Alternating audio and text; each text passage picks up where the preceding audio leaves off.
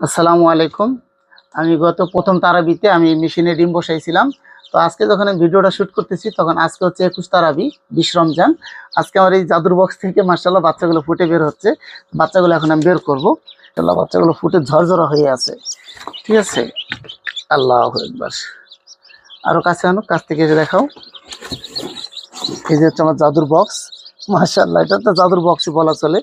এটা খুবই সাধারণ একটা মেশিন। মাশাআল্লাহ।